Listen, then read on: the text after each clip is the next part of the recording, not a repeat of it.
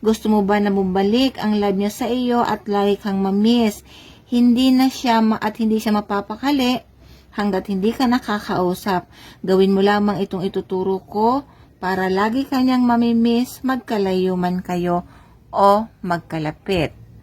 Ang gagawin nyo lamang mga kaswerte, kailangan mo dito ay syempre 100% paniniwala sa lahat ng ginagawa mo. Kung may mga pagdududa ka, isang tabi mo muna ito, balikan mo na lang kung lubos na ang inyong paniniwala. So, kailangan mo rito ng isang boteng babasagin. Kailangan mga kaswerte yung may takip. Kahit anong bote yan, basta babasagin, transparent at may takip. Kumuha ka din ng kanyang larawan. Kailangan po printed picture. So, kung wala kang printed picture, kung meron ka naman larawan sa iyong cellphone, ay ipaprint nyo na po kasi yun ang kailangan natin. So, ang gagawin nyo, kahit anong araw pwede ninyo itong gawin. Halimbawa, ngayon mo napanood tong video ko, gawin mo na ngayon. Kasi wala naman kung anong araw at oras.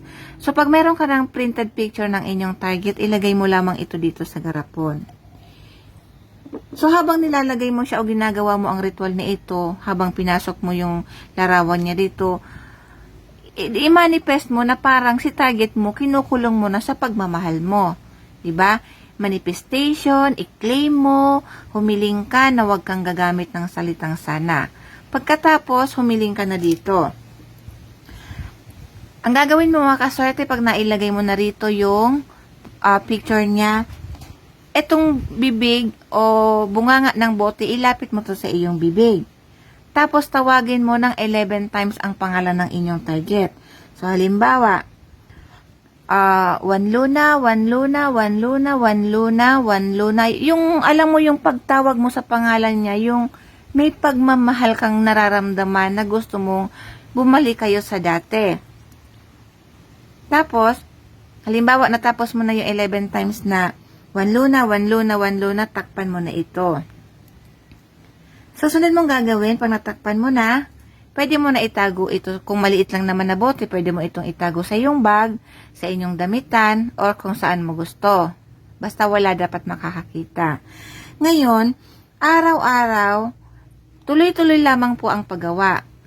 Araw-araw, kukunin mo ito, bubuksan mo lamang, tapos, ilalapit mo to sa bunganga mo. Tapos, tatawagin mo ng 11 times yung pangalan ng inyong target. Wala ka ng ibang sasabihin dito na kahit na anong spell kasi tinatawag mo na yung pangalan niya.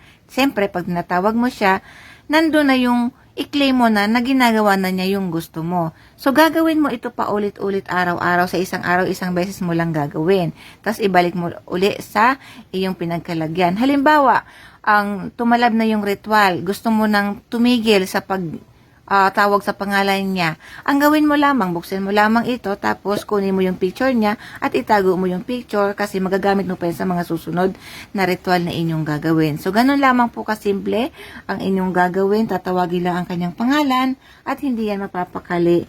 Kakaisip sa iyo. Mababaliw yan, kakaisip sa inyo. Maraming salamat. Mag-iingat po ang lahat.